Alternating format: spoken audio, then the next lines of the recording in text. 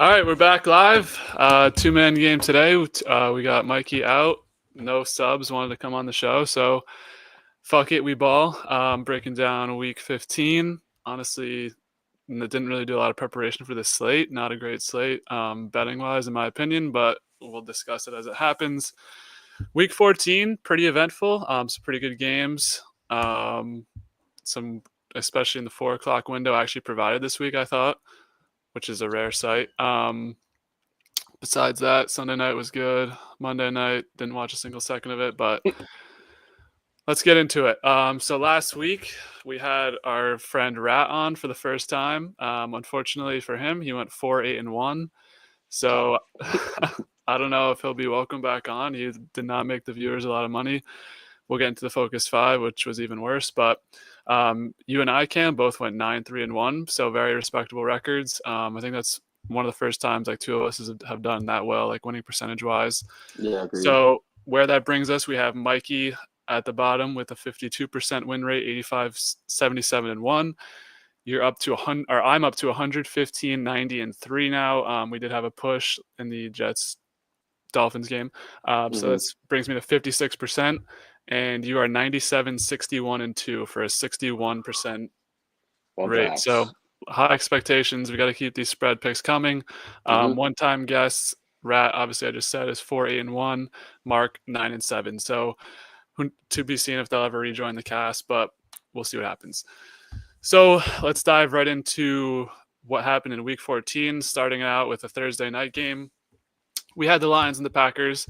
Pretty solid game. I was busy preparing for something, so I wasn't able to pay full attention to this, but what were your takeaways from this game? 3.5 was the spread, right? So Packers do cover, but Lions win. So yeah, I thought it was a very interesting game. I mean, we prefaced that in the episode last week, but I mean, that was kind of the matchup for the entire weekend, I think, unless you want to argue that Chargers KC game. But I think this one was a little bit more entertaining and scoring on both sides. Obviously it comes down to the late finish, especially with the Lions going for fourth down twice, and especially that one where everybody that only watches college football thinks that Jared Goff's down when he hands that ball off. Obviously would have been massive for the Packers bettors, but thankfully or whoever, if you were betting on the Lions, he gets it off, and then they end up getting the fourth down, clinching the game from there. But I don't know, like I've had a lot of faith in both these teams betting wise, and nothing really changed, honestly. Both these teams played their ass off.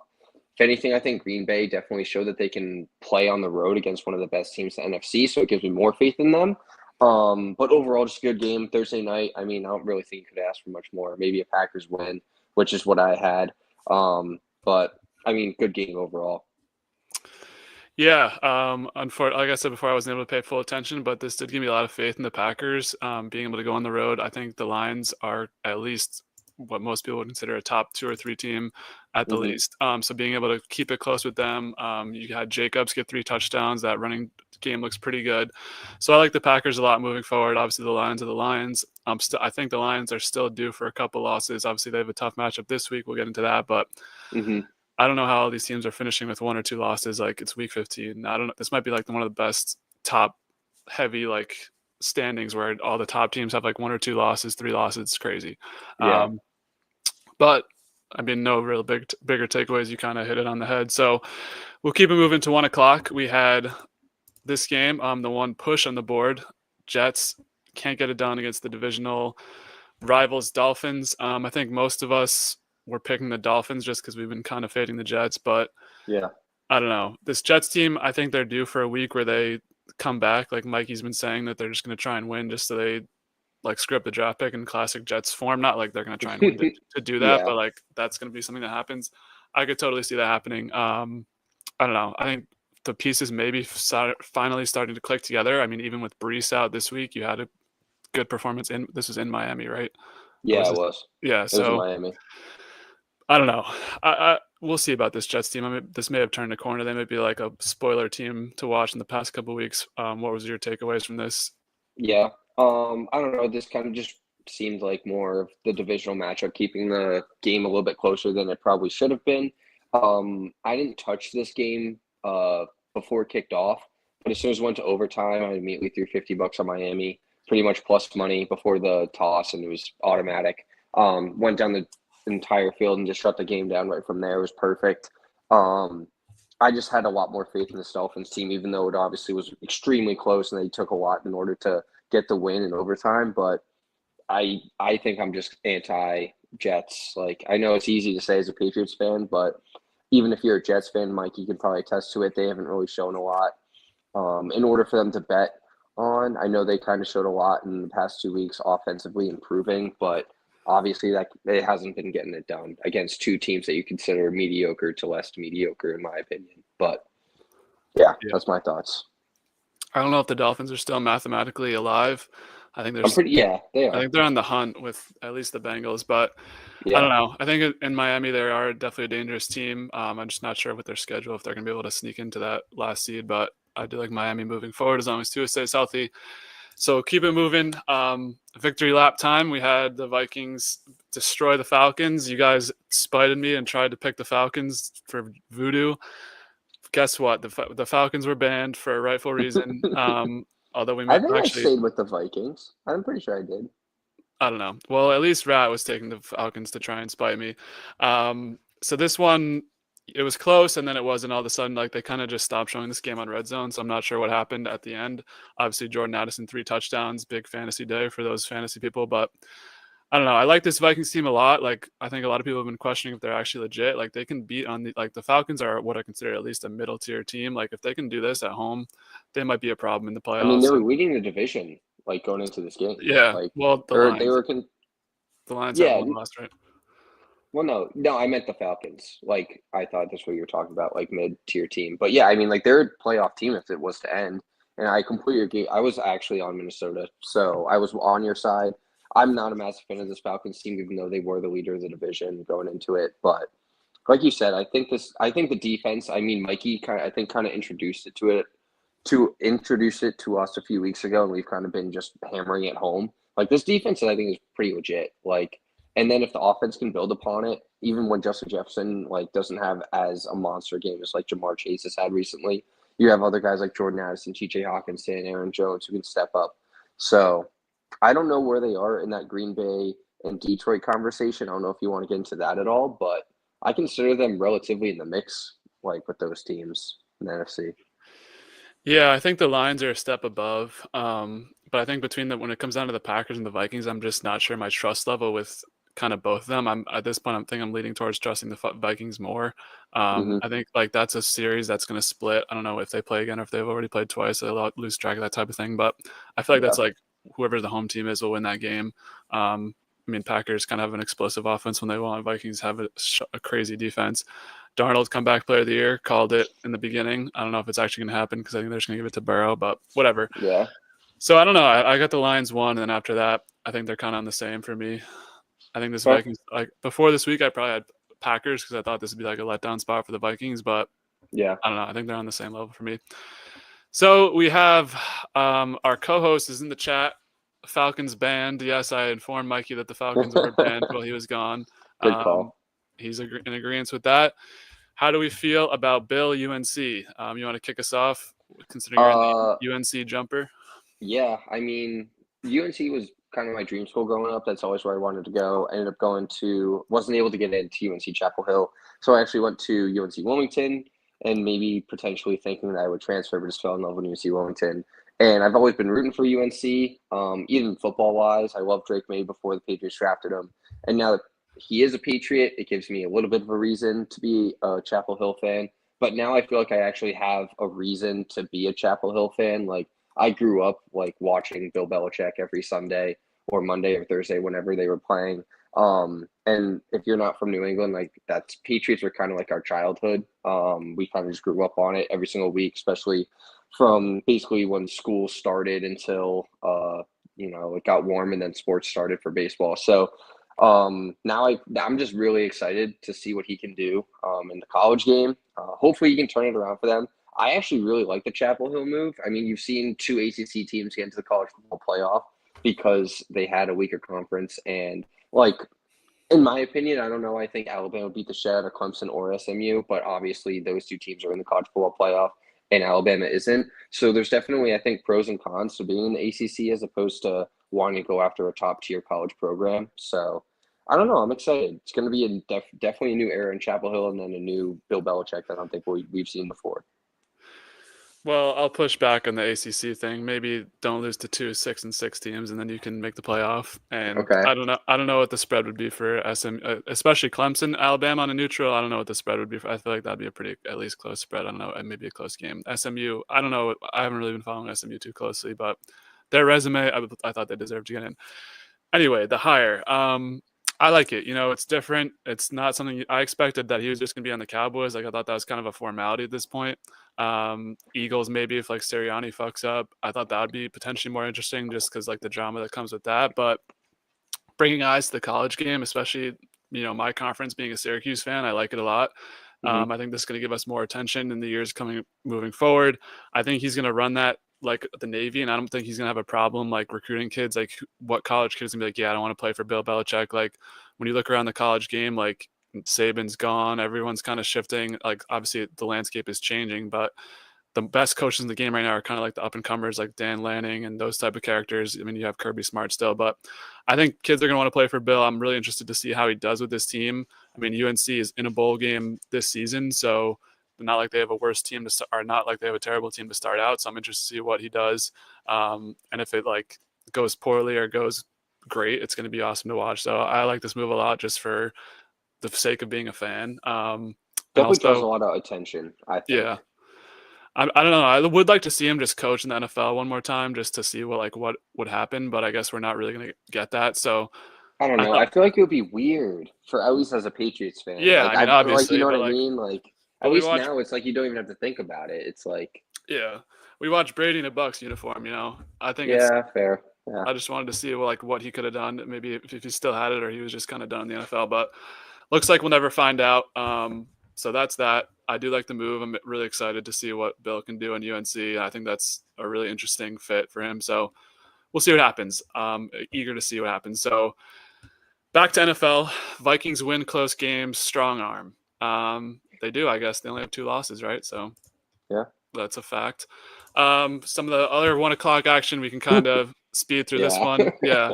Saints win, Giants cover, missed the field goal at the end, blocked. Drew Lock, Yeah. I think, is a second half guy. So maybe like Giants live bet second half spread. I don't know, just spewing here, but Drew Lock's in a boot now. So maybe what I'm saying is irrelevant.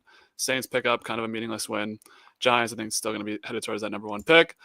Next game, biggest spread on the board, Panthers end up covering. I think we were all on that, covering against the Eagles. Yeah. Does this game give you any concern for the Eagles? Obviously, they're kind of the No. important team in this I game. mean, we talked about it in nauseum. They remind me a lot of the Chiefs when it comes to playing to the competition. And this Carolina team's kind of been playing relatively well, so I can kind of see them falling off, taking the Panthers lightly. I think we all like saw the 12 and a half and thought it was just way too much in general, but I think it was across the board a relatively easy pick. I'm not concerned with the Eagles, but I'm also not really. I don't really know what to think of this Panthers team. I might be boots on the ground next week, but we can get into that in the next seg. Yeah, that one caught my eye. That spread, I thought that was a pretty interesting one for next week. Yeah, But I don't love it. Yeah, we'll see what happens. I mean, yeah, the Eagles just are another one of those teams that I'm expecting them to have like one of these what the fuck losses, but they just don't. yeah, They've only had 2 losses on the season, so I don't know. Maybe the Eagles are just good, and obviously they're kind of running away with the NFC East at this point. This game, I don't think gives me much concern either. I mean, they haven't really been a team like sometimes they'll blow you out, but it hasn't been like a common denominator yeah. for them. They kind of always play close games. So keeping it moving, another divisional matchup. Get back spot for the Steelers. Mm-hmm. Rat was on the Browns. Poor decision. Yeah, Jameis is just the full he, Jameis experience, right? yeah. Steelers, I think Russ has looked really good. I'm excited to see what they can do. I mean, I don't know. I think this is a pretty good year for the NFL. Like, there's just a lot of good teams, so the playoffs are going to be really intense, and I'm looking forward to them. I mean, I don't feel like this game wasn't really on Red Zone a lot either. But what were your takeaways from this game, if any? I actually watched the entirety of this game. I have a couple of Steelers friends here in Charlotte, so we watched the game with them. Pittsburgh, it was kind of a close game, relatively in the first half, and then they just pretty much blew away late in the first half, going into the second. Their defense, I know it's against the Browns, but they look legit. And I know how much I don't like Jameis Winston. I've talked about it a lot, but he can definitely like put up points. Like I don't think that's ever been a down his career. He throws the ball a lot, can get touchdowns, get yards. but the Steelers held them, I think they only ended up scoring 14 points total. Yep. And I mean, divisional matchup, you can argue at home. I get that, but I don't know. I really like the Steelers team. I don't know if they can make that jump to beat a team with a quarterback like Josh Allen, Lamar, or Patrick, obviously. But I don't know. I liked what I saw of them last week. Well, I think the argument there is their defense can slow them down Yeah. enough where Russ can score like 20 something, like mid-20s, low 20s, and end up winning the game. I mean, I think they're in the division lead right now, right? Because the Yeah, Ravens. they are. Yeah, so that'll Also, be kind of side note, have you watched any of that Hard Knocks for AFC North? hell no. Actually fucking hype. I'm not gonna. It's probably the best Hard Knocks I've ever like. I'm not a Hard Knocks guy, but this is by far like easily the best one. But Yeah, I'm already spending like Monday night, Thursday night, Sunday night, sometimes fucking Friday watching these games, and I don't have enough time to watch this fair. bullshit. Yeah, no worries. Comment UNC shirt. Yes, we already discussed the Bill Belichick This guy showing up late for signing the coming in pod. late. I told him to come prepared this time, with a better call in if he's going to call in, but we'll see. Wow, dude. All right, keeping it moving.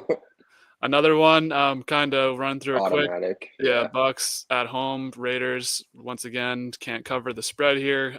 Bucks, I like this team moving forward. I think they have the easiest schedule. They do have a hard game this week, but after that, I think they get like the Panthers. I think they have another couple weak games. So I think this Bucks team really can finish out the division. I think the Falcons are kind of flailing at this point.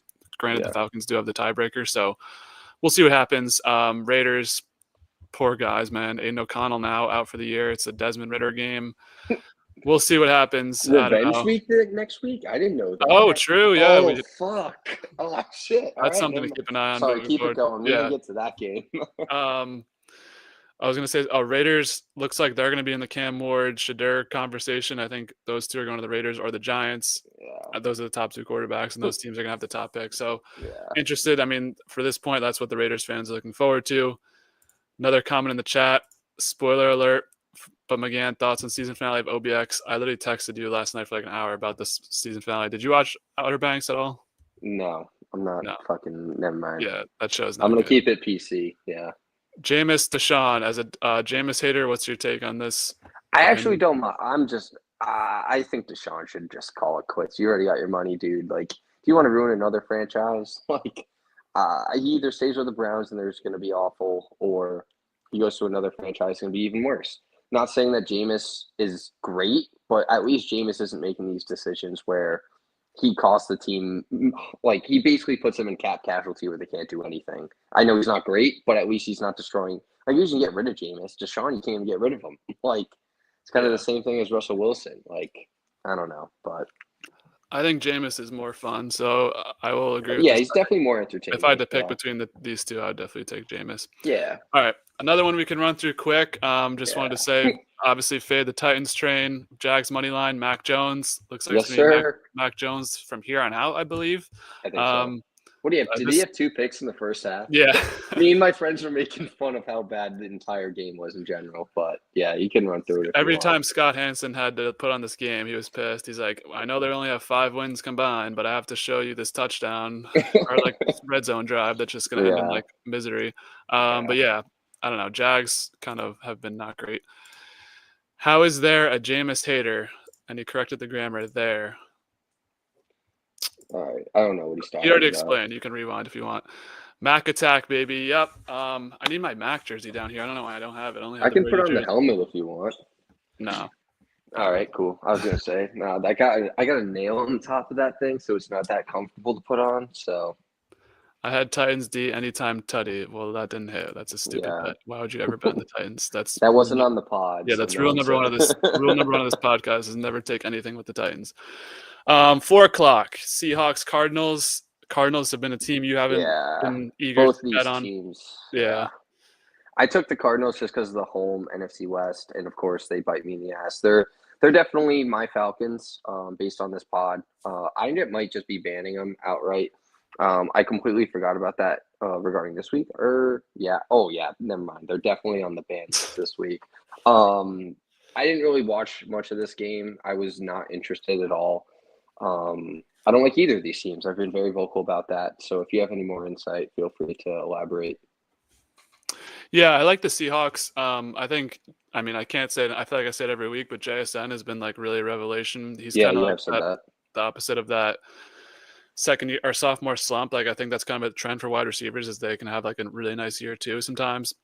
Hmm. And he wasn't terrible year one, but I think like I think he was kind of like underperformed a little bit year I think he one. kind of took Lockett's role this year. That's kind of why he's been getting more Yeah, production. So I really like him. Charbonnet had an awesome performance. I don't know. I think the Seahawks team, like, I don't trust them to win a game in the playoffs or anything, but I think they could like sneak in. And I mean, this division's up for grabs. They could be hosting a game. I don't yeah, know.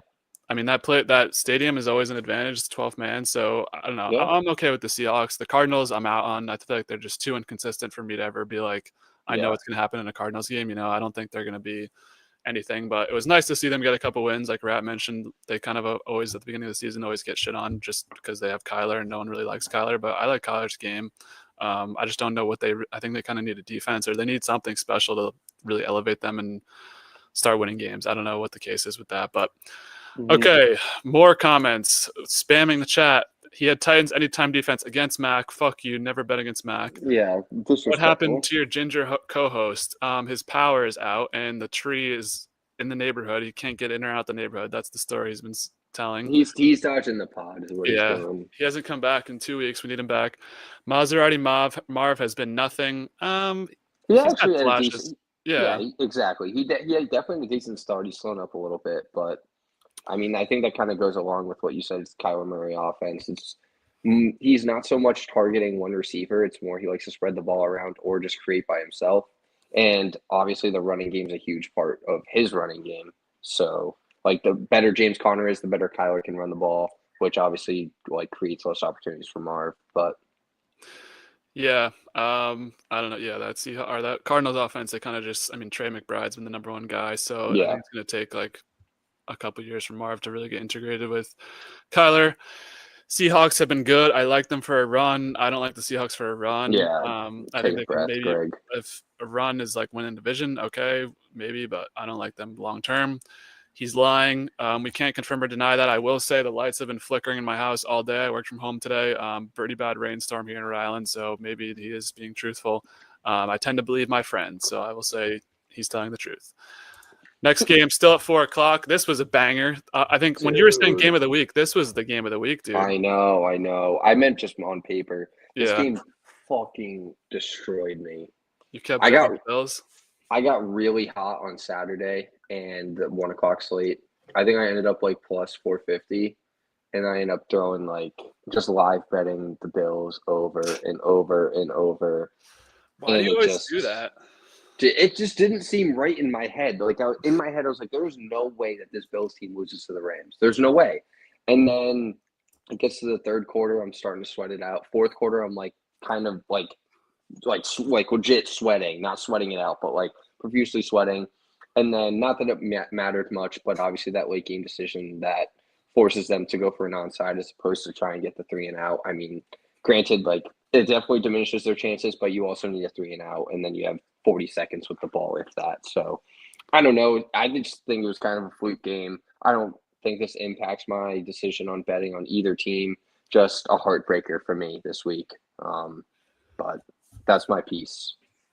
Yeah, I've been in this Rams team corner, or this Rams You have, team yeah. corner, and I like the Bills too, but I feel like their record's a little bit inflated for what it should be. So that's why I picked the Rams 4.5. I just thought this would be a close game. I didn't think the Rams would come to win it outright, or else I would have been on their money Yeah. line. But this spread came down a lot. I think it was like 2.5 before the game because when we talked about it, it was like 4.5. So I think Yeah, sorry to preface, like when I said keep live, like I was only doing money line. Like I yeah, didn't touch no, them I spread. Yeah. assume, I I assumed assume, that you but meant yeah.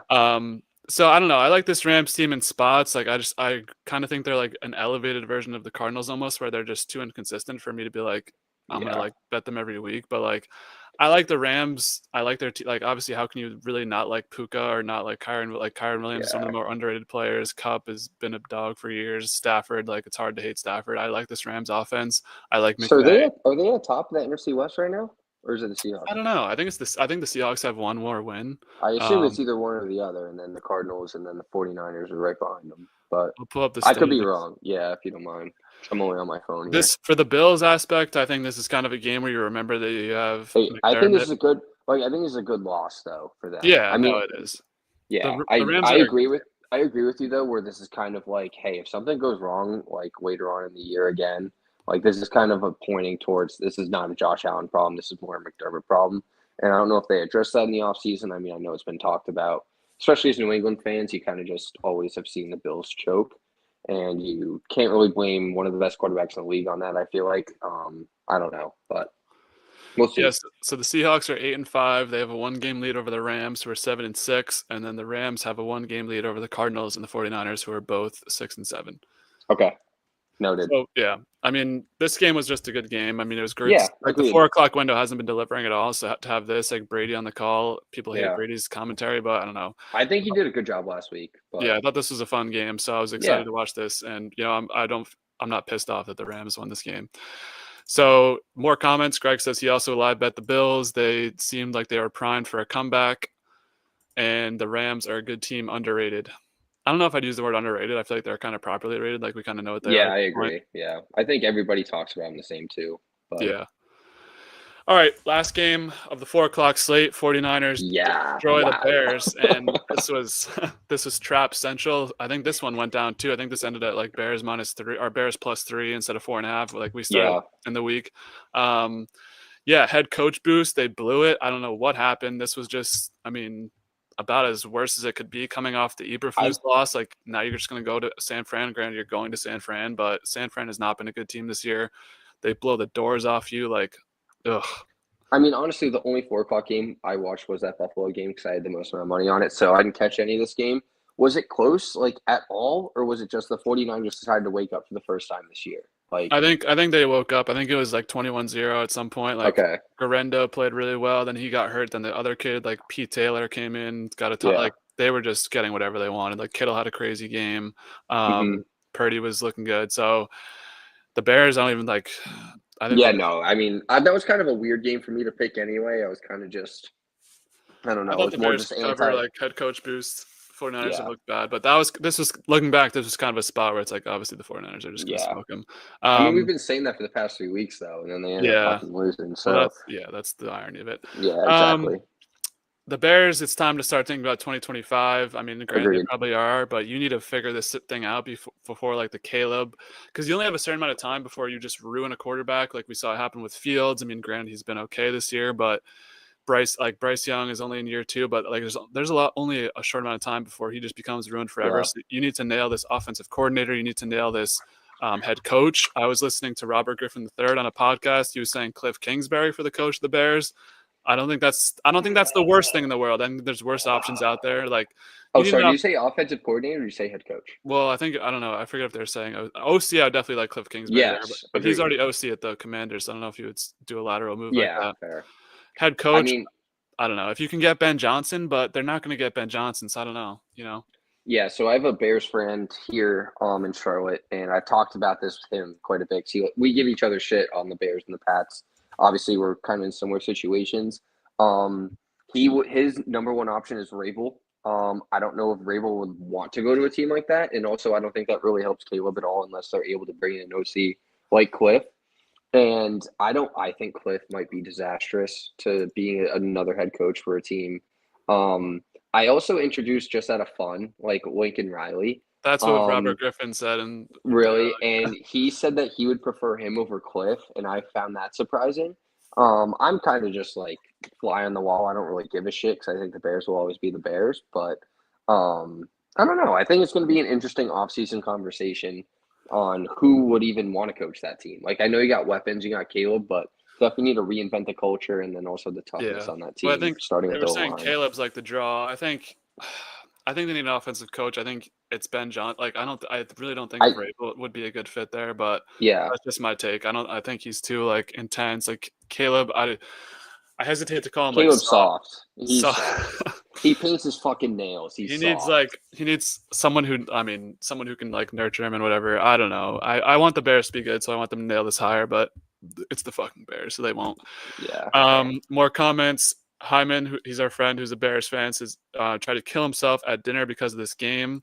He choked himself with a potato. I mean, what was he expecting to win this game with Thomas Brown in San Fran? Like that's a tough ask. Vrabel, just mentioned that before. I don't like Vrabel to this team. I think Vrabel. I mean, I think maybe Caleb needs tough love. Maybe that's the flip, but I don't know. Like, I can also completely understand your perspective where Caleb just completely shuts down and blames it on Mike. But how about this one? Ohio State gets blown out by Tennessee in the first round. I do like that. Vrabel, Yeah, Vrabel. I love that. I thought Vrabel was going to go there last year after they Yeah, lost to Michigan. they haven't fired him, or they haven't fired Day yet. I think Vrabel's been. I figured if he's working with the Browns or Ohio State, I think it's He's the Browns. He's the Yeah. Browns. Yeah. I don't know though. I think Bill Belichick heading to college, maybe Vrabel. Same kind of last year, didn't get a job, didn't really get a lot of interviews. Maybe that's the new wave. No one wants to be in the NFL with this. That would be electric. I would love that'd that be for hype. Braves. Imagine a UNC Ohio State game. They schedule each other. That'd be sick. Vrabel versus Belichick. As much as I don't like Ohio State, like that'd be pretty cool to see Braves go there. Yeah, because Braves went there, didn't he? Yeah, Greg likes it as well. All right, enough Bears talk. Sunday night. Also a good game, but not as electrifying. I feel like. Yeah, this was more like your old school. This was like a defensive battle, which I like defensive battles. I think sometimes they're a nice switch of pace, especially on prime time when it's like, especially in a game like this, Chiefs. You're trying to go to bed, yeah. No, not that, but like you're fighting for every yard. Like I don't know, I like these kind of games. Yeah. Most annoying shit ever. The Chiefs get a doink that goes in to win. I'm like, really? Yeah. But I mean, I picked the Chargers +4, so I was okay with that. In Arrowhead too, I mean, this Chiefs team just continues to be not able to cover spreads against anybody. I mean, as for takeaways, like I don't even know if they're. I mean, Pacheco, I feel like he hasn't run as hard, but he's kind of ramping up, coming back from his injury. I don't know. I think that Chargers defense good too. Like, yeah, they are really good. Yeah. Shout out Don Henley. Apparently, he's really good now. Second year kid. I have one of his rookie cards, so I guess he's good now. That's the only reason why I know him.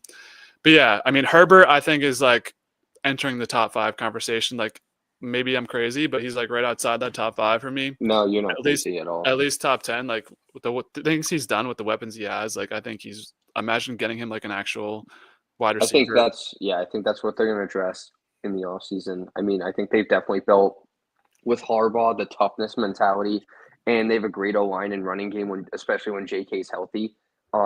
They were a different team. I know it's definitely a big ask to go on the road against a divisional matchup. Not only the divisional matchup, but the 2-time defending Super Bowl champs. And you basically have that game. Like, I think the Chargers played their ass off, and then the Chiefs find a way to be the Chiefs and end up winning. I think the Chargers played their best football. I mean, not that they put up an insane amount of points, but they played winning football against a team that's won this past 2 Super Bowls. So on the road. I don't know. I like both these teams moving forward, kind of similar to that Green Bay Detroit game where it doesn't really impact my thoughts on them moving forward. I think both teams played really well, and I can't foresee them doing anything different for the remainder of the year. Yeah, I'm iffy on the Chargers just because I don't know if they're ready to take that next step. Like I think they're in that either B or C tier of AFC teams, but they're at the top of those tiers.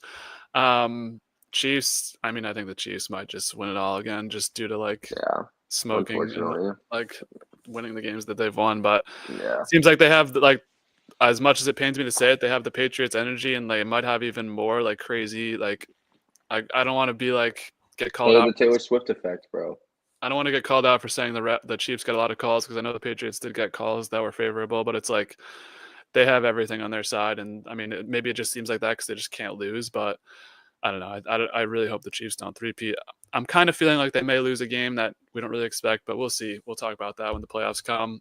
Chargers, I hope to see them in the playoffs too. I think that'd be a fun story with Herbert. He got hurt a lot in this game too. So yeah, I saw he was questionable going into next week. That's not good because he was having his healthiest year yet. That's why I was kind of more confident in this team. But if he starts to lose health, he's got to he's like that guy in the movie who has to hold the board. He's got to fucking carry this team. So if he's not able to do his part and he's hurt, I don't know. So Greg was in love with my idea of Vrabel versus Belichick. He says, stop, that's too good, stop. And then he says, why didn't Rat fill in today? I did text Rat. He said he had a commitment at 6:15. Didn't work out with our schedules. The scheduling of this podcast has honestly been pretty bad, but once we get a lot of traction and more subscribers, it'll be very planned out and very whatever. Once people start listening to me and Dub's picks, bro, we're both over fucking 57%. I don't know what else you want, but we're here. We're still do it. You know, people have commitments. I understand it's a weekday. I mean, granted, everyone just has commitments every day of the week. So, I mean, excited to The sit here pod today. is my commitment. You know what? The What? pod's my commit. The Yeah, pod is my exactly. commitment. I'm I here to love try this. to. I'm trying to give you guys money. You guys just don't listen. I don't know. I wonder if anyone actually tells the picks. Hit us up in the comments or hit me up. Chargers won't make a run. Yeah, I probably tend to agree, but it'll be fun to see them what they have. All right, last game of the slate. Bengals Cowboys. Did not watch a single second of this Yeah, game. Had Chase going in fantasy in one of my leagues, was facing against him for nice. a points for title, but that made me lose. About as I expected. I thought maybe the Bengals would win by 10, two or more Yeah. scores, but who knows? Cowboys at home lose another Did you Monday night. catch the ending of it? Like, there's the highlight of it, like how they ended up losing. Yeah, what they threw like a 40-yard touchdown. I saw that part. Well, yeah. So the Bengals were actually punting, with 2 minutes left. Get the punt blocked, and then the Cowboys touched it, and then the Bengals recovered, and then from there the Bengals got a 40-yard touchdown to win it. So definitely seemed like the books or the books were cooking a little bit on that one is what I've heard. I also agree, didn't watch a single second.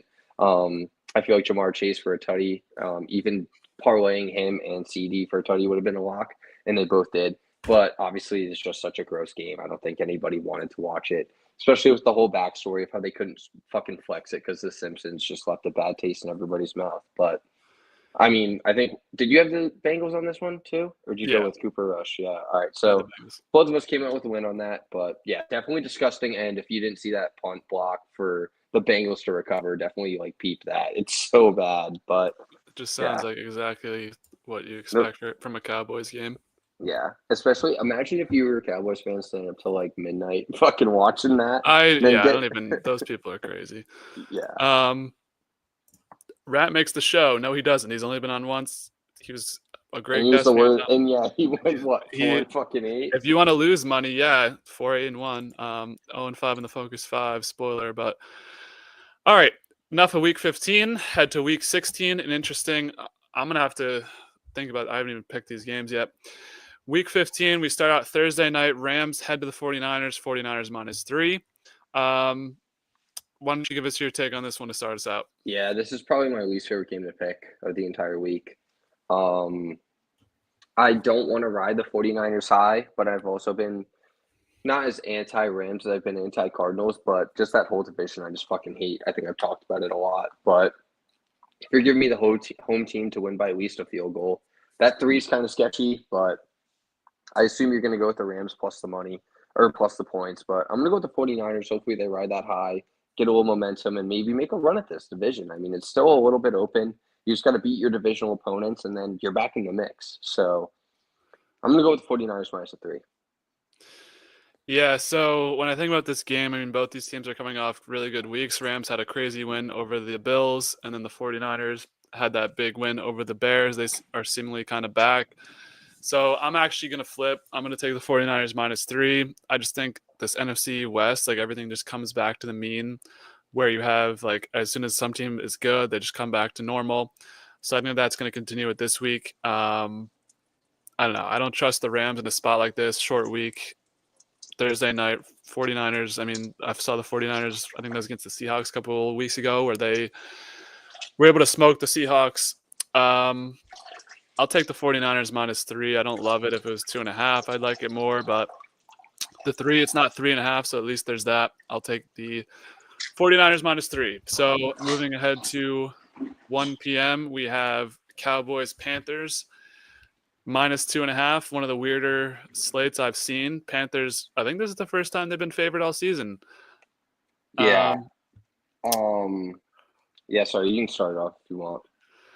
I really don't. This is like the most confusing. Like, this is like a classic NFL Week 15 Yeah. spread where it's like, what do I even do here? I mean, we said we can kind of speed through these games that are meaningless, but I feel like this one's so like odd that we can, I mean, at Yeah. least talk about it for a It's minute. also, yeah, kind of just to talk about. I feel like this whole 1 o'clock slate's fucking disgusting. And then Yeah, you get to 4 o'clock in the night games, you're like, holy shit, like you actually got a really good slate here. But the 1 o'clocks are a little bit of a doozy. On the same page as you, this is probably the weirdest game. Definitely like Panthers favor just as jumps out at you, especially being here in North Carolina and Charlotte. I think that's kind of why I hate to say it. Like I've been betting on the Panthers recently against the spread the past few weeks, and it's worked out for me, especially with Chuba playing his ass off. I don't know. This just reeks of they're a dog, like they're an underdog team. Like once you get like that whole thing of like, hey, we're actually playing really well. We should be be able to beat this team at home. For like especially a team that's not that talented, that's when you start to lose games. Cowboys actually played the Bengals really well last week. I know it's going to be a short week for them, but I'm going to take Dallas plus the points. And also, Charlotte isn't like a lot of the games here. It's like either 50-50 or the road team makes up the majority of the fans. There's not a lot of local Panthers fans here that fill up the stands. So keep that if you want to take that as you will, but I'm going to take Dallas plus the points. Yeah, I'm still like, I don't know. I mean, the Panthers have been hot, but they haven't been winning games. Yeah. You know, they kind of need to get over that hump of winning games. I mean, the Cowboys, I don't know. I think I'm gonna go with you here as well. I feel like what you just said is going to sway me towards the Cowboys too, because if the Cowboys have one of the stronger fan bases in America, so I think they can kind of show up and show out to that stadium. Granted, there could And be it's more. also to like piggyback off of that, like a lot of the Charlotte games are like that's usually one of the cheapest games to go to. Like the Panthers Right. are just Yep. not good, so it's like a lot of Dallas fans just fly in because it's one of the cheapest places to like go to a game, and it's also like a pretty cool city to go visit for the first time. So I think it's going to be loaded with Cowboys fans. I think it might be more of a home game for Dallas, honestly, than it is for the Panthers. But I'm trying to envision. I'm trying to even think about what this game will even be. It's just so hard. I'm gonna take the Cowboys with the points. Like, give me 2.5 points. Fuck it. Like, I don't know. This is just a really perplexing game. I don't know. I think what do the Panthers have? 3 or 4 wins? I don't know. 3. The Cowboys. I think Cowboys. 2. They might even have 2. I think they have 3. Yeah. The Cowboys still playing for pride, still playing for Jerry. So I'll take them in this one. Next one, another weird one. Browns at home +4. Chiefs coming into town. So this one, this whole week, all the spreads, honestly, to me, feel like this is a major trap week, and maybe I'm just going to scheme myself out and do horribly, but I'm taking the Browns +4. I don't know. This could be like a Titans-Packers situation where I'm just like imagining things, but the fact that this line's so short to me thinks that maybe there's like a weather problem or there's some sort of extra factor going into this game. I don't know. I think if it's like the Chiefs haven't been able to shoot anyone out the whole season, and granted, I don't mean just blowout. Like they haven't scored more than like 20 a lot of the time. I feel like a lot of their games end like 19, 20, 21, that type of points. So the Browns haven't shown that they've, even against the Steelers, like they can score some points. So I think with this, I'm taking the Browns plus the 4, hoping that it's like a 2017, another classic Chiefs win. I even want to go as far as to say the Browns might win this game, but I'm not really I'm not confident in that. But I like the Browns here. I think this could be like a potential like what just happened game. The Chiefs have a leg up on everyone. This could be like a sleepwalk game for them. I'm not sure what the rest of their schedule looks like, but I'm taking the Browns +4. Jameis, I'm here. Let's go. Wow. What's your take on this one? So I originally was on, honestly, a relatively similar thought process of, so I thought the Kansas City loss, like their second loss, was going to be against a really shitty team. And I thought that was the Raiders on Black Friday against a divisional opponent, just reeked of like, game you shouldn't lose, but you're going to lose going to like the later part of the season. And then this Browns team, kind of the similar type of vibe. You're on the road, 1 o'clock. But at the same time, I'm thinking about it, looking about it last week. I know that they're at home last week, but they're obviously playing against a divisional opponent in the Chargers at home. It's the same fucking spread, basically. It's -4. Like that's Chiefs true. -4 against the Chargers and the Chiefs -4 against the Browns.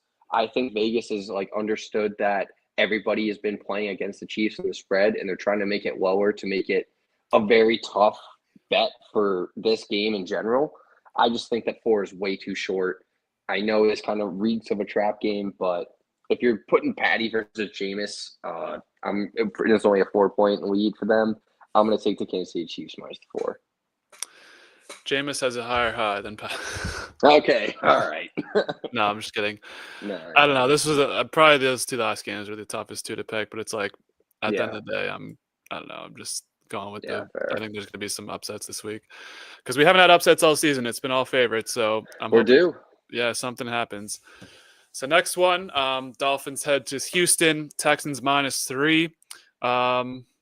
Interesting one here. What's your take on this one? Give me the Dolphins. Plus, I think the Dolphins fucking win this outright. Really? I know Houston's coming off a bye. I don't know. I just don't think that this Houston team is fully locked in yet. I think they're just kind of in the mentality of where they're just going to run away with the division, and they're comfortable with that. While Miami's playing for just to stay in the hunt. I think if Miami loses this game, they're out of the playoff contention. So they're playing like it is a playoff game. I know it's on the road for them, but their offenses look relatively good, especially with Tua back. I like the Dolphins a lot, especially plus the points, maybe even money line. I don't think I touched that in my Focus 5. No, I didn't. But I like Miami plus the points in this one. I'm the opposite. I like the Texans here. I feel like the Dolphins haven't shown me so much. I feel like every time I'm ready to say the Dolphins are back, they have a game where it's like they're not really back. I mean, you're coming off an overtime win, kind of. That's a high there. Texans off a bye. I mean, there's a lot of teams off a bye this week, so I mean, we'll be talking about that a lot. But give me the Texans. I think they're going to show that they're a step above. I think before the year I was shaking on the Dolphins. Now I'm still shaking the Dolphins. I don't know what are the Dolphins' good wins this year? Texans, Patriots. Right. Patriots. Too. I think the Texans are just a step above off a bye week too. They've been kind of a team that has been shaky with injuries. So, coming off that bye week, getting those players back, I like the Texans here -3. This might just be a push. I feel like this could be even a field goal game, but we'll see what happens. I like the Texans and CJ in this one to come back, show some strength before the playoffs, beating up on a middle tier, in my opinion, Dolphins team. So, unfortunately, Mikey's not here. Game of the week. We got the Jets, Jaguars, Mac facing off against the old division foe. Jags at home get the 3.5. You want it? Give me Mac Jones plus the points, please and thank you. You saw Aaron in Miami, down in Florida last week. Couldn't get it done. Same thing happens. Better quarterback, Mac versus Tua. Give me Mac, please and thank you. You think Mac's better than Tua? Yeah, college-wise. Yeah, peep the stats. Hard to argue with that. I'm of the opposite mindset. I think the hook here is telling a story. I don't love picking the Jets. I think this is the first time I'll be picking them in at least 5 or 6 weeks. But this Jags team coming off that win last week, they kind of, peeked their head up above the surface. Again, granted it's against the Titans, but I don't know. I think the Jets are going to win a couple of games, like Mikey said, just to screw up their draft pick and just be the Jets. Fair. I think the Jets might win this 24-10, something like that. I'm not inspired by the Mac Jones offense. I think he had one of those really good games against the Vikings, or was that against the Texans 2 weeks ago? Either way, I don't know. I like Mac, but he still has no weapons. It's the Jaguars, and they've just been shitty all year. So I'm taking the Jets -3.5. I think they need a comeback game. Do you mind entertaining me for a second? What if Mac Jones wins out this season? What do you do? You still stick with your guy in Trev? I think, isn't he a free agent? Or you go with the proven winner? A proven winner. I mean, Trevor won a national championship as well, right? Well, yeah, but Mac led the Patriots to a playoff game in his rookie year. So did Trev. Oh, I don't know. Not rookie year. Yeah, I'll get out of here. But hey, I'm just saying. I don't know. I'm just entertaining the fact. Look at this Jags schedule. Jets. That's what I'm saying. Jets this week, Raiders next week, Titans in 2 weeks, Colts to end it out. You don't think you're not telling me you could potentially win that out? He could, but I mean, he has Tank Bigsby and Brian Thomas, rookie wide receiver. Brian Thomas is a dog. Ingram too. I don't know. Maybe after this week we'll talk, but all right, fair. I just want to throw it out there. We can continue. I like the Jets in this spot. Another tough one to pick. Commanders head to New Orleans. Not tough. Carr is out, right? Yeah, give me the Skins -14.5. Too easy. I'll actually take the 7.5 for the pod focus, but might do ultimate spread of 14.5. Give me the Skins. Why don't you just take 13.5? Just the extra value, 14.5. Maybe 16.5. Might as well pump it up to 16.5. Yeah, I might do that actually. I tentatively am picking the Commanders as well. They're off a bye week, so that gives me a little more motivation. The Saints have also You've been so tentative on these Saints picks, though. I don't understand it's in why. New Orleans. Like New Orleans is a good home field, bro. They care about their team no matter how They bad they fucking are. suck, bro. No, they do. Like without Carr, they do suck. And Hayner or Riddler, who are Riddler, whatever his name is, Rattler. I don't trust either of them to win this game. I don't think they're even going to keep it close. I mean, we saw the Broncos go in there and destroy them. I think the Commanders are slightly even better than the Broncos. So I like the Commanders to cover 7.5. I'm convicted on that pick now. Yeah. Jake Hayner is, I mean, we'll see what he can do, but it's like you're getting your like first career start in the spot. It just, I don't know. It's not a good quarterback change. So No. I'll take the Commanders, better team. Saints also coming off a high last week winning. I think they're due for some losses because they have just not been a good team all year. Biggest spread of the season, right? 16.5 or I believe so. Yeah. No, I think you're right. Yeah. Greg, who was in the chat before, is a New York Giants fan. It's going to be Tommy DeVito. Drew Lock is in a walking boot. Ravens coming into town off a bye. It's like 16.5 is so high, and I love to take the high spreads, but it's the Giants. With Tommy DeVito, we saw the Bucks go in there and just slaughter them. Give it to me. Give me the Gabagoo. I'm taking like the the- 16.5. Yeah, Really? give me the Giants. Even if Baltimore blows them out, I can see the Giants getting a backdoor cover on this. Dude, that's 3 scores. Like, that's a lot of fucking points. Like, I don't know. I mean, I know the Ravens are coming off a bye week, but they're also on the road. I don't know, maybe they have that little bye week kind of like slumber. Like, they're still trying to get back into the mix. Like, the bye week doesn't necessarily help everybody. Like, sometimes they're just like so used to that routine, and then all of a sudden there's a break in the routine.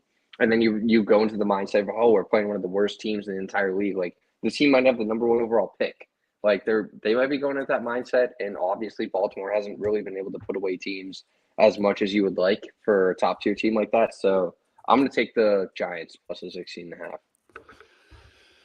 Yeah, I'll take the Giants too. I hate Tommy DeVito. I hate the Giants. I think they're a shit team, but it's like the Ravens. It's too much. Like, It's way too. Vegas is fucked. Like, for doing that. It's so disrespectful. I'm trying to look at the biggest spreads of all time. The biggest spread of all time was 26.5. 16.5 would almost be in the top 25 of all time. It's like it's so begrudging to me because it's the fucking Giants, but it's like I know, but they're at you home can't. too. I mean, Yeah. DeVito, like maybe DeVito has a Bryce Young game where it's like you bench me now, I'm gonna fucking show out. If you want fucking value, take the Giants money line and watch All this Ravens teams collapse. That's probably like plus 2,000. That's what I'm saying. I don't know. I think this could be a game like now that I'm like envisioning it, now that I'm on the Giants side, it could be a game where it's like, oh, this is kind of like another unexpected Ravens hiccup where they haven't like against the They've Raiders. Had plenty of them. They lost outright. The Ravens are a team that would just blow you out usually, but this year they've been more shaky. So I'll begrudgingly side with the Giants. So comments from the chat. Greg's still here. He says, Tommy D, let's fucking go. Dude, we were watching the games and every time it was red zone on the top TV, Giants on the bottom TV against the Bucks. Every time the Giants got the ball, he's like, dude, we need to mute the audio on red zone and turn on Tommy DeVito. I'm like, dude, it's fucking like 20-4 right now. Yeah. Take us money line. Cam said it plus 2,000. I said it. If you want value, the biggest what the fuck game of all time, like 16.5 point underdog winning, that's like some college football shit. But hey, I took that on Michigan. It fucking paid out. True, they were even bigger underdogs. Yeah. Bengals, Titans.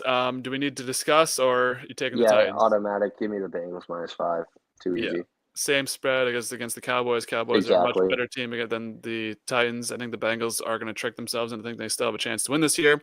So I'm with you. No brainer. Bengals -5. No brainer. Greg says, I'm a true fan. Sadly, yeah.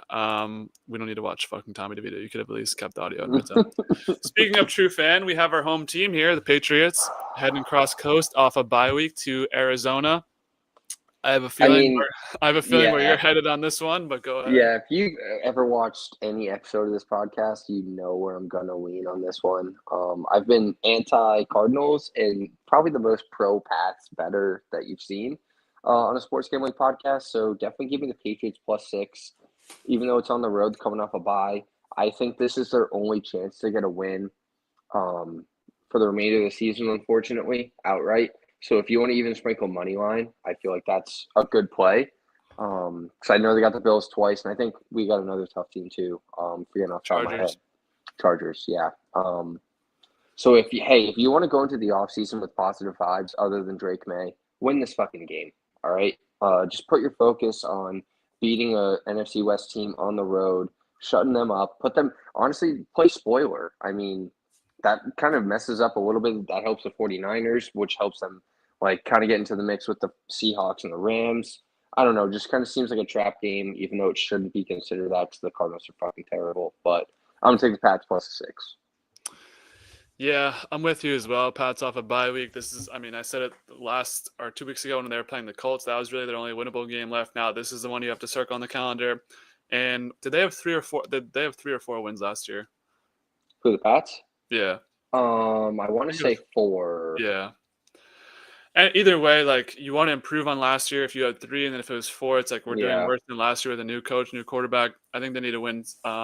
Actually, it was probably 3. If they got the number 3 overall pick, they probably got 3. I feel like teams don't usually do that bad, but I'll look it up in the meantime. But okay, I think this is the one you circle.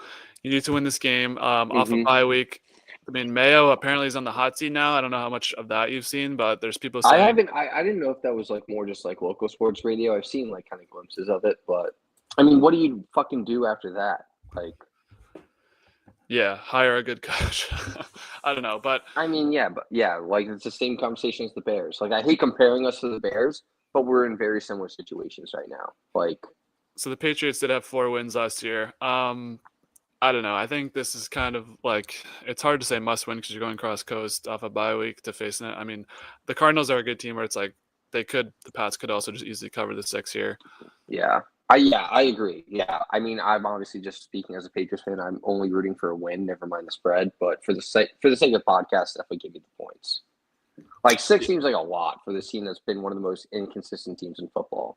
So yeah, the Cardinals have not been good even at home. So yeah, I think we kind of put it all out there. I mean, we'll debrief next week. We'll see what happens this game. But more comments. Do I take Nick's live?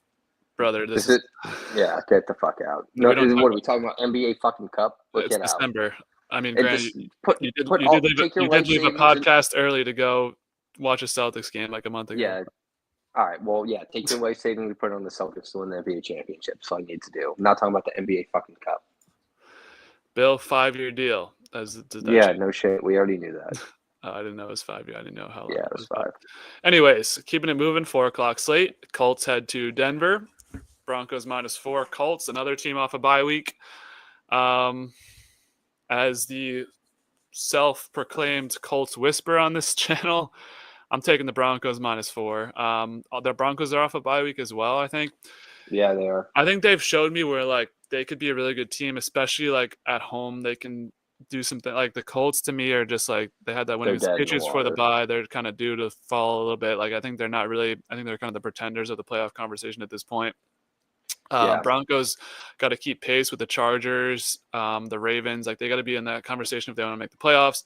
I think they could potentially be a playoff team. We'll see what happens, but I like the Broncos -4 here. The Colts, like looking at the grand scheme of the season, seems like a team to me that Vegas just kind of likes for some reason as well.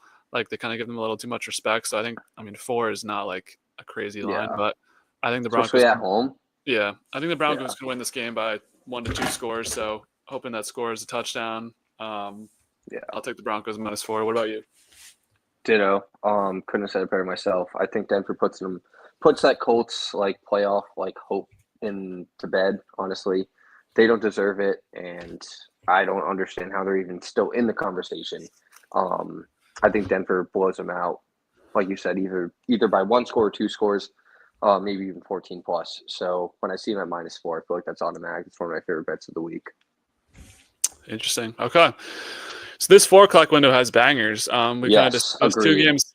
I'm kind of sad actually that I'll have to watch the Patriots and kind of miss some of these games. But yeah, I know this might be one of the games of the last couple of weeks. Bills Lions. Lions -2.5.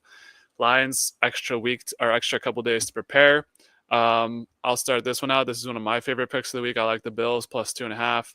I've been kind of harping on it for a long time now. I think the Lions are due for a loss. I just don't think they're a 1 loss. I don't think they're a 15-1 team. Yes, they're the best team in the NFL this year, but I don't know. Things need to change. Where, like all these records go down. I think the Bills coming off that loss last week, they're going to be hungry to show that like they can compete with the top teams. And I mean, the Bills have shown over the years that they can show up to your place and beat you. So I think this will be a really good game.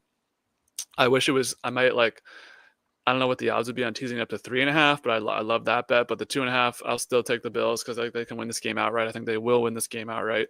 So I'll take the Bills coming off that tough loss last week. Lions have been kind of coasting all year. I mean, not a crazy take, but I'm in the Bills' corner for this one. I think Josh Allen, when it comes down to it, can be better than Jared Goff.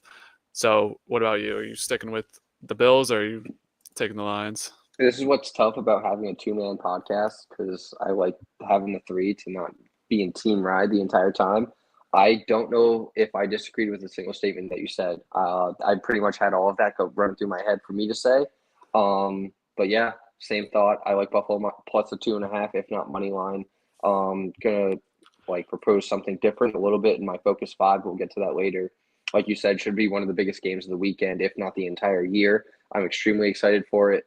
You got two of the top teams on each side. Could be potentially like think about it, Super Bowl preview. Like you have, I mean, I know it's the Chiefs are the Chiefs, but hey, maybe this is the year the Bills knock them off and they face the Detroit Lions in the Super Bowl. Like if this is the first matchup, like you probably want eyes on it if you're going to be betting on the Super Bowl. So definitely keep your eyes out, see like what happens in this one, and then if you want to take that into the next few weeks going into, I know it's going to be a little bit into February, but I don't know, like whenever a team matches up against each other in the regular season, like you can kind of tell what's going to happen moving forward, and then maybe the other team readjusts. But I completely agree with Dub on that, whatever he said. So give me the Bills plus 2.5 for this.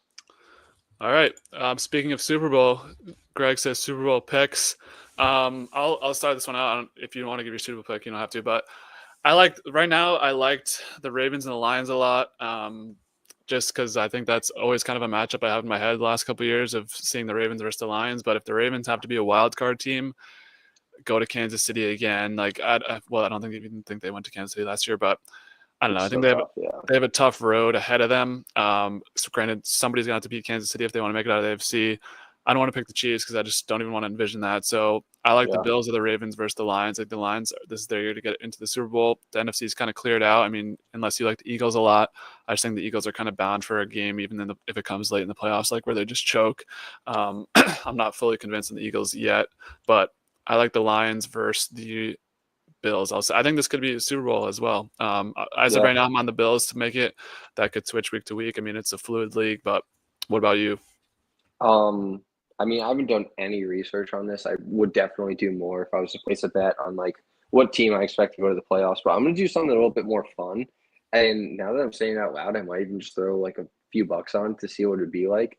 Not this matchup. I know I kind of prefaced that the Buffalo versus Detroit matchup could be potentially the Super Bowl.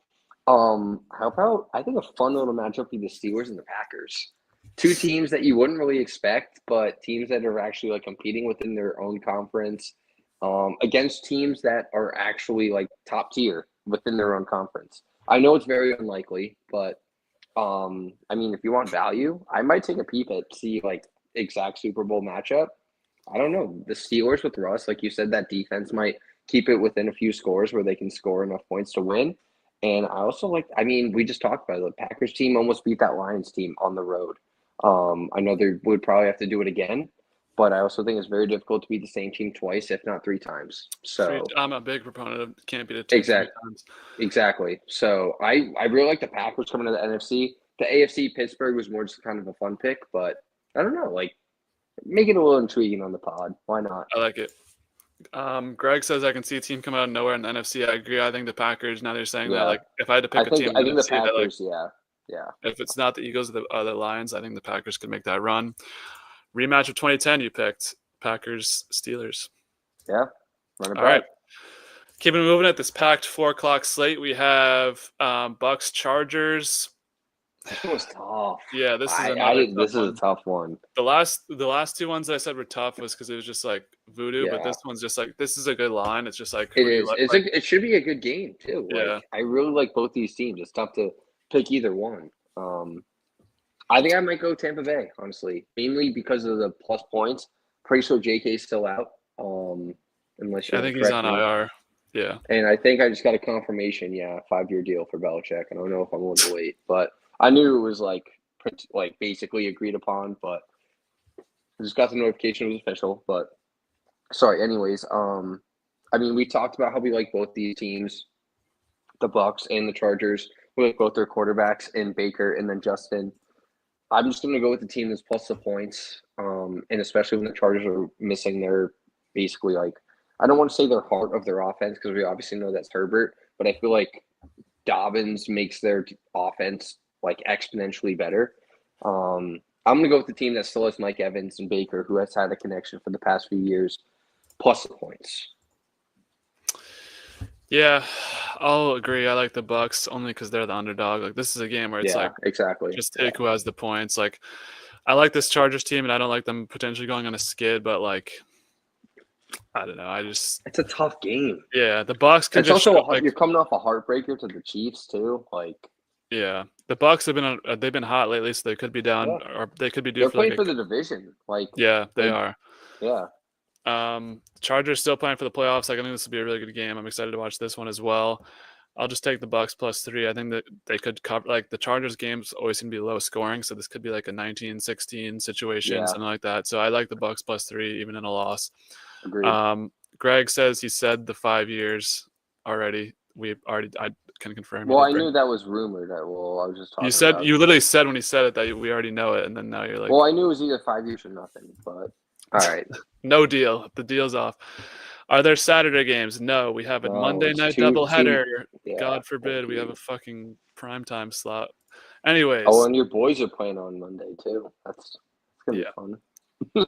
All of them. Steelers, Eagles. Another packed battle for Philadelphia. 4:00 game. How the fuck could they not spread this out a little bit better though? Like I know. the 3 best games are at 4. The 1 week they decided to have 5 4:00 games. Yeah, I know. 3 of the best games of the and one of them's the Patriots too. So all right. Yeah.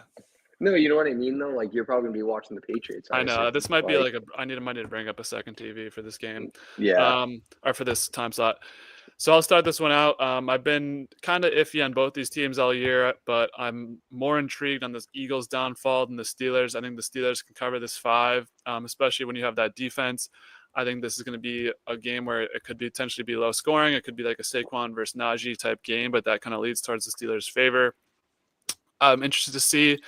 I'm not sure if it's happened yet this year where like Hurts needs to throw the ball for them to win, but I like the Steelers +5. Like this line just feels so wide to me. Like the Eagles are good, but they're not 5 points against the Steelers good, especially where it's like a Pennsylvania game. There'll probably be a lot of Steelers fans at the game.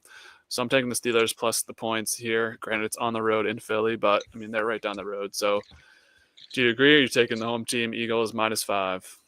No, very similar to the talk that we had against the Buffalo versus Detroit game. I couldn't agree with everything you said more. And also kind of prefacing like my Super Bowl pick that I just talked about. I know it sounds fun, but this Steelers team, like I think they're kind of legit. They also have a very tough schedule coming up. I'm pretty sure they talked about it on the Hard Knocks. But in the next 10 days, they play the Eagles, the Ravens, and the Chiefs. In the next 10 days. So I think it's extremely important that you get the first one out of the way. I think you need to win at least one of those 3 games to at least retain some of your confidence and also the fact that you belong in the top tier of this league.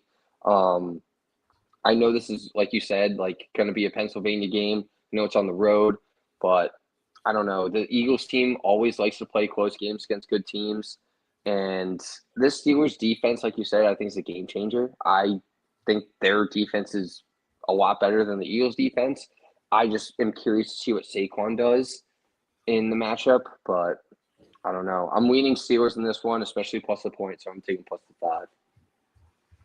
All right, in agreement there. We head to Sunday Night Football. We have the Seahawks heading to Seattle. I feel like these two teams over the years have produced a lot of interesting games. You want the first call? Who you got in this one? Give me Green Bay. Easy. You come on. Like -3, way too short. I know it's on the road, but come on. What have we been talking about here? That's it? I mean, I can go into more detail, but I mean, we've kind of gone in ad nauseum. Like we've talked about how Green Bay could be a potential Super Bowl team, and we've talked about how the NFC West is probably one of the weaker conferences in the entire NFL. And the Seahawks have kind of been fraught. I know we've talked about how their home field is a little bit, it could be challenging, but I mean, they just went into Detroit and played. They almost won that fucking game outright. Like, and Detroit's arguably the best, if not the best team, one of the best teams in the NFC. I like you want to compare Detroit to Seattle. I couldn't imagine that, and it's kind of the same thing when it comes to Green Bay to Seattle. Like, I don't really think it's a competition, especially when you're not even giving me a hook. I'll take the 3. If you want to push it, fine, fuck it. But I like Green Bay winning this game outright, easy. Maybe even by 2 scores. So give me the -3. Yeah, I tend to agree. I'm higher than the Seahawks than you, or I'm higher on the Seahawks than you are, but I think the Packers coming off that loss last week. Also, the Seahawks haven't lost in like 3 or 4 weeks. I think they're due for a loss. It's going to be primetime though, so it could be a close game. Like it could be a push, like you just mentioned. I just like this Packers team a lot more than I like the Seahawks team. Even though I'm kind of high on the Seahawks, I feel like they're kind of due for that week where they have a tough loss. I mean, it's Geno versus Jordan Love. Like, I like Jordan Love a lot better. I like the Seahawks running game a lot better. I'm not sure if Kenneth Walker is going to be back at this point. Granted, Charbonnet has looked good, but Packers -3 on the road. I don't love picking road favorites, but in this spot, I do like the Packers -3. So we'll head to our first game. We have a Monday night doubleheader this week, guys. Everyone's favorite thing in the world. First game is an interdivisional matchup between the Bears and the Vikings. Vikings at home, coming off that win last week, facing a Bears team who got embarrassed last week. Vikings -7 here. They get the touchdown for this game. I'm going back to the well. I'm dipping back into the well. I'm taking the Bears +7.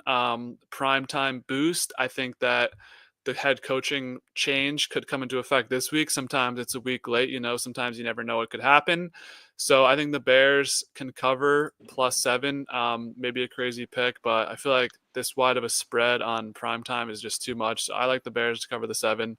Vikings, another team that I'm waiting for to accumulate some losses. So I don't know if the Bears win this outright, but especially NFC North in general, primetime games always feel like they're pretty close. So I'll take the Bears +7. Yeah.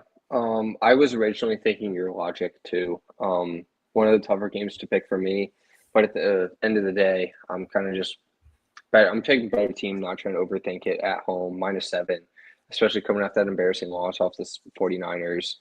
I think this Bears team's just lost hope and they're just moving on to 2025, while the Vikings on the flip page are trying to make a push for a better seed in the playoffs. And especially after a dominating win against the Falcons, I think they have a lot of confidence going into this, and I can see them swinging the pill around. I think the 7 is a little tough. I would have loved it at 6.5. The hook's a little tough, but I'll take a push. I know the divisional matchup's a little bit annoying to deal with as a sports gambler, but I don't know. I'm not trying not to overthink it. I know prime time's a little different, but I'm gonna go with Minnesota -7. All right. Yeah, 6.5. I might have switched tune, but 7, we'll do it. Now we got the game of the week. Comment before the game of the week. Sneaky fucking playoff Greg. team, the Broncos. I don't think they're sneaky. I think they're in as of today. So. Yeah, they're actually the 7th seed right now, so I don't know about sneaky. Last game of the week, Falcons Raiders, cross division, cross town. LA or You're going first, by the way. Over there. I have to go first? Yeah. All right. I'm a man of my word. As things have progressed throughout this podcast, I was really thinking like I might have to take the Falcons this week just because it's like such a weird spread, but I'm taking the Raiders +4. Vegas loves them and gives them all the lines in the world, and it is what it is. But they played a close game against the Chiefs 2 weeks ago. They kind of had their letdown from the letdown last week against the Bucs. I think it's time for them to say fuck it. Like they're going to be in the top 5. They have 2 wins, so they're going to get their quarterback. Like even if they get the third guy, I don't even know who the third guy is, but I think they're still going to end up with Shedeur or Cam Ward. Either way, though, this is a Desmond Ridder spot. Like he's playing for his career in this. Like I like him as a new quarterback boost. Like this is his first start. I think he's not too dissimilar from Aiden O'Connell play style. Like they still have Brock Bowers. They still have that kid. Raiders talk, Sincere McCormack. He looks pretty good. I don't know if you're familiar with him at all. Imagine not even shouting out Jacoby. Come on. All right. Well, Jacoby's just been Jacoby. He's been good. Yeah. But Sincere McCormack, that's a name to watch out for. He's been pretty good with Zamir White and the other kid who I'm forgetting. Oh, Madison kind of sucking. Zamir White's out for the year, but nonetheless, I'm hyping up a Raiders offense that has 2 wins. Anyways, all this to say, I think the Falcons could still win this game, but the 4 is telling a story. I like the Raiders +4. Falcons remain on the ban list. I'm sticking to that one solid. I've seen enough from them where on the road in LA, like I think things are in Las Vegas. I think things could really unravel for the Falcons moving forward. So I like the Raiders +4. Yeah, chat. I'm usually a full support behind the host of the Dubcast, but he did some last minute research to support his anti-Falcons bet on that one. They're definitely on his ban list, and he didn't know half the people on the Raiders. I've actually been watching Sincere McCormack. Look up his stats, bro. He's been playing well. Did you not watch the Black Friday game? He was balling in that game. I did. Just kidding, but I was gonna make a joke how I'm only taking the Falcons -4 because Dub picked the Raiders +4, but I don't know. I think the Falcons are kind of due for a little bit of a bounce back. -4 seems way too short against this Raiders team. Like Dub was saying, they're competing for a top pick. This Falcons team just lost to. They kept it close for the majority game. The Vikings kind of pulled away, but they were playing against a team that like is arguably one of the best teams in the NFC. I don't know, like the -4 just seems way too short for, like Dub said, Vegas has been favoring the entire year. So I'm going to take the Falcons -4. All right. So we'll see. I think there could be a chance for both of us do well. We kind of agree on a lot, but also disagree on some of them. Yeah. So we'll see what happens with that. Let's head into our Focus 5. So last week, mentioned it before, Rat was 0-5, picking just straight spreads. So he made all that joke about how we give. He just did straight spreads. Yeah, remember? I wasn't. He was like, I thought this was just straight spreads, and the fact that you give like all these crazy parlays, you should get more like credit for that. Well, he went 0-5 in his spreads. It was crazy because he almost picked something. I forget what it was. Then he went back on it. I think it was the Browns game, but either way, you are 2-3, so that's probably with your units and your plus odds. It's probably pretty good. Oh, that was money. I had that Chuba one. If anybody followed that, that was super clutch. I think that was like 25 to win like 150. Super nice payout on that. Definitely started out the day right. So. And I cleaned up 3-2 last week. I actually had a very good gambling weekend. UFC. Nice. If Texas won, I gotta watch those. If Texas won, bro, I would be rich right now. Like I'd quit gambling. No, I'm just kidding. But if the Bills won, I would have quit gambling. I'm in the same spot, low key. Like it is what it is. UFC made a 5-legger. It was all big favorites, but they all won. So that was a nice little payday. Made some other side bets. UFC cashed out. Clemson money line was a hammer. Texas let me down, but the weekend performed well. Is your before we get into our Focus 5, we have comments from the chat. Is your co-host drinking wine or tequila? We're actually sponsored. We're actually sponsored by Three Wishes Whole Foods Wine. I am a tequila guy, preferably, but I didn't have time to run to the EBC store, so it was pouring rain out on my way home. So I just had to go into the local Whole Foods and grab a bottle, maybe 2 of wine. So, all right, respect. I bet on UFC. Congrats. Did you win money? Honestly, semi-good card. I don't know if you caught any of it, Cam, but you'd be up so much. I was too focused on the college football playoff, or the conference championship, I should say. But anyways, let's dive right in. We can say Mikey's Focus 5 is still 13-42. Mark is still 2-4, pending his 3 future picks. 49ers seemingly drawing dead, but we'll see what happens. Yeah. So take us away with your Focus 5. Overall record of 16-39. Probably up money, but yeah. I'm gonna start with a Thursday night one just to keep my level of intrigue there. I'm gonna go with San Fran money line. I didn't like the -3. Seems like a little much. And I don't want to get fucked over by the 1 or 2 point win. But I'm also feeling a Kittle touchdown. I know he's red hot last week, which makes me. We've always talked about how we like the touchdown scores that don't score the previous week and then score the next week. But I don't know. This Rams team, especially watching the Bills team, very high-powered offense. And I think if anybody's going to score at least once in a very high-scoring game, I think Kittle is the most reliable option. So I'm going to start off with that as my first leg. Second one is going to be my money line parlay, 3 teams that I'm most confident in. I'm going to go Kansas City money line against the Browns, and then the Broncos money line against the Colts, and then Green Bay money line against the Seahawks. All of those are pretty tight spreads. They're all within 4, and I think you probably get at least plus 200, 225 on that.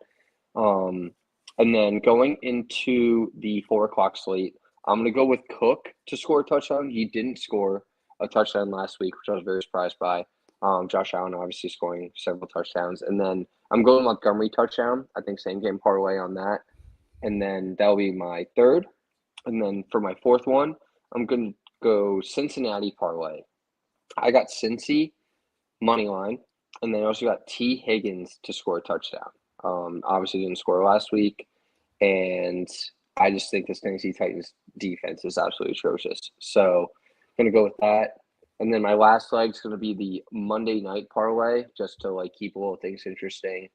I'm going to pick a touchdown scorer and the money line winner of each game, and I'm going to go running backs primarily.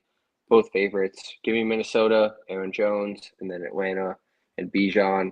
That's the 4-leg parlay to end it on Monday night. But those are my 5 picks for the Folks 5. Like I said, I know the record doesn't look good on screen, but hey, like we're generating a lot of value. You hit one of those, it probably covers the entire week, if not more. But yeah, I mean, not a terrible record. What the odds that I have on that? All right, so for my Focus 5, I'm up to 32, 36, and 1. I tend to take a little bit more tentative picks, but I've been kind of sticking with my trends. So first pick I have is only 2 teams in the money line this week. I feel like this week's kind of shaky, so I'm going with the Bengals to beat the Titans. Titans have been – I feel like now that I'm going to bet against them now, it's going to hurt. But I'm taking the Bengals. They're hot, so I think they can destroy the Titans pretty easily. I'm also taking the Jets, both teams on the road. I just don't trust the Jags with under Mac Jones coming off that win last week especially. I think this is an easy spot for the Jets to win this week finally. So that's kind of a sketchy parlay between those 2 teams, but it's so sketchy that I like it. Straight up, I've been doing pretty well with the straight up underdog money line. I'm with you on the Bills. Hopefully they stay as like a 2.5, 3-point underdog. Hopefully that's a nice little, more than your usual like underdog payday for like a pick 'em or something. So I'm hoping that I can cash out at like plus 150, something like that. So that could be a good play as well. I've been doing the underdog teasers. So I'm teasing the Steelers up to 7.5, and I'm teasing the Bucks up to 7.5 this week. Love both those teams to keep both those games close. Steelers will be a defensive team keeping that game close against the Eagles, and then the Bucks Chargers I think will be close because the Chargers like to keep games close as well. So both those combined, we did do well. Teasing the Jags up at 7.5, they won outright. Not saying either of these teams will win outright, but a new pick I introduced last week, the overs, 4 o'clock overs. So I like the Steelers Eagles over 42. That just feels pretty low to me. 42? I don't know. It's like Saquon could have 3. I don't know. I think that's pretty achievable. Actually, I lied. I'm taking an under as well. I'm taking the Bills Lions under 54.5. That's an absurdly high number. Yeah. Coming off where the Bills scored 40 whatever points last week, the Lions scored 34. I think that's a pretty easy under. I think this game is going to be like a 28-22, like 28-25, one of those types of games. Last one, the touchdown scores have not hit. Well, we did hit that one big DraftKings boost and parlay.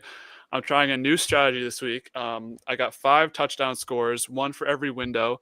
So 1 for TNF, 1 for Sunday 1 o'clock, 1 for 4 o'clock, 1 for Sunday Night Football, and 1 for the Monday night games.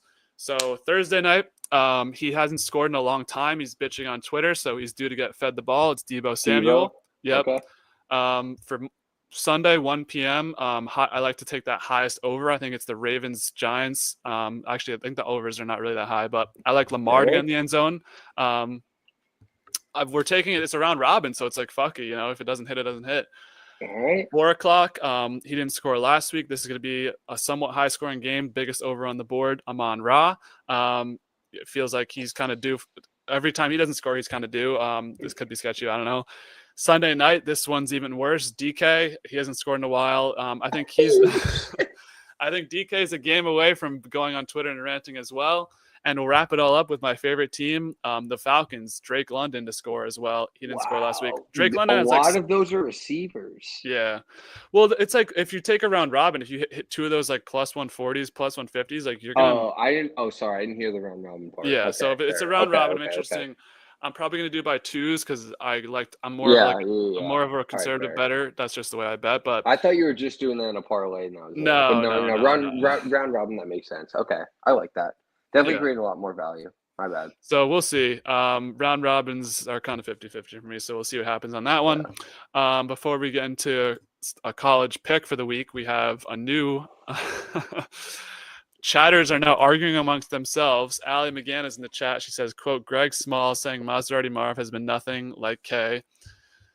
Interesting factoid heading into the weekend. Russ is 6-0 versus the Eagles in his career. So maybe like half unit on the Steelers money line. I like that info, but I feel like every time I see a stat, it just doesn't end well. I don't really trust any Ohio State fans. I mean, imagine losing to a fucking 500 Michigan team. It's kind of tough, but DK Matt, he's losing targets to Jackson, him, and Jigba. I don't know. They're winning games. Ew! Imagine fucking saying that.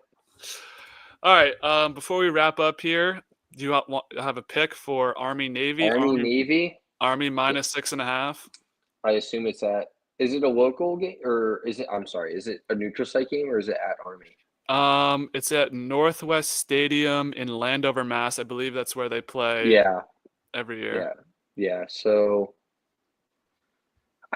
I'm leaning Army. I just feel like Army's been the more consistent team. It's the only game on Saturday, so I'm definitely going to have to bet on it. You said it was 6.5? 6.5. It's not. There is FCS. Shout out URI. Oh, sorry. No. Just give your shout out. Yeah. I was going to say shout out to URI. They had a hard-fought battle. 9-point underdogs. They only lost by a couple points. They're in Mercer, so always tough to play those types of games. Yeah. But there is FCS. How'd Gabe do?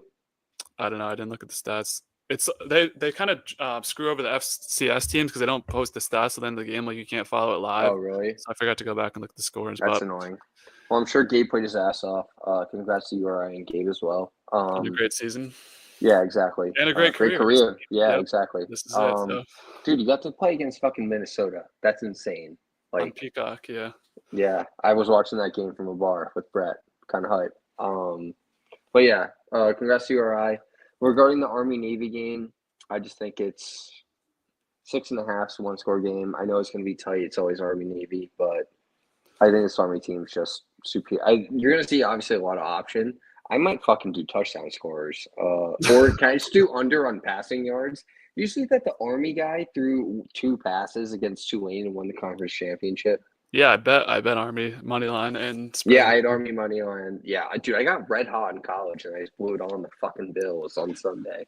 I bet on UNLV, but that was a bad decision. But I bet on Boise State and I also had Jacksonville State. I legit hit on every single pick I had before Sunday, and then Sunday fucked me. But anyways, to conclude the podcast, I'm gonna go with the Army minus 6.5. I know it seems like a lot for that tight of a spread or for that tight of a game, but I don't know. I feel like they've been more dominant throughout the year, but it's my take.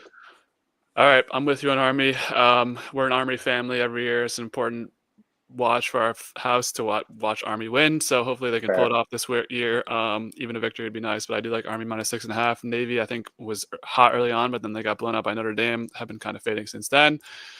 Comments from the chat. We have our 2 commenters squabbling, so I'll keep this brief. Can I suggest a movie? Sure. 35 movie reviews in, so we're chugging along with the movies. The list is under 70 now, so hopefully that's good. Ali says no to suggesting a movie. Mean. Ohio State minus 7.5 against Tennessee. Don't say your opinion. We'll save that for next week. I have a special announcement, actually. We're doing a college football bracket preview next week. Will drop with commenter Greg Small. So it won't be a live stream, but I'll ask your picks. You have an NFL stream. You're on every week. Get out of here. All right. Fair enough. You can give your picks at the end of next week's stream. All right. I'll tune in. I'll do a live call. Exciting things ahead for the Dubcast. More college football content on the way. In terms of the Army game, Bryson, me and Greg on the subway met the Army quarterback's mom and sister on the subway, and she was like, do you know what the Army quarterback's name is? And this kid said the Navy quarterback's last name, and she was like, oh my god. It was that's probably a sin, actually. Yeah, she was pissed. It was a good we went to kids swinging a hot bat over there. I don't know, but I support Juan Soto. I support Bryson Daly. Let's go. Tell the story. Just did. Oh, let me in there. Let's go. Cam, he won't let me on his shows either. Like, all right, listen, we have a production plan. Okay. She was on the NBA. She's our NBA analyst and expert. You're NFL. Greg is our college football expert. McGann. Yeah. She has some good analysis in the NBA. I like to keep it, as simple as it can. Like, we don't need people intercrossing shows, like pulling around here. It was just like, whatever. Okay. Greg was drunk. Just say I hate women. I won't say that because that's not true. Whoa. Yeah. So to wrap it up, another great week of NFL. First time doing it with only 2 people. Hopefully Mikey can rejoin us in the future. Movie A Bronx Tale. I watched that a year ago. Not even gonna pull up that comment. More content on the way. 2-part Survivor finale tonight. 2-hour episode. Next week, 2-hour episode. We'll be live. Hoping to pull, not live, but I'll be posting after the episode. Hoping to pull in a friend or two to recap those. Besides that, Outer Banks season 4, as mentioned before, we will do a quick little recap. Will be a hate watch video. I think this is the worst preview. I think this is the worst season of the show yet. Tier list following that. Besides that, more movies, more content like that on the way. So they're spamming the inbox. What now? I agree with Ali. Yeah, take your show on the road. Back 40. Interesting idea. Cam will actually be back in town in a couple weeks. So I will be back. Yeah, I'll be back in a couple weeks. Well, live stream? Can we stream from Back 40? That'd be hype. They might be. I mean, Felger and Maz were streaming from like a bowling alley today, so anything is possible. Kingston Bowl? No. Kingston Bowl? We don't go there. Okay. Mikey can stay out. Cry face 100%. Seemingly he wants to, so maybe we will have to fill in this role. So thank you so much for all your attention. We had a couple concurrent viewers. I know I'm really bad at promoting the stream, but you can always watch the replay. So as always, thank you so much for watching, and be easy.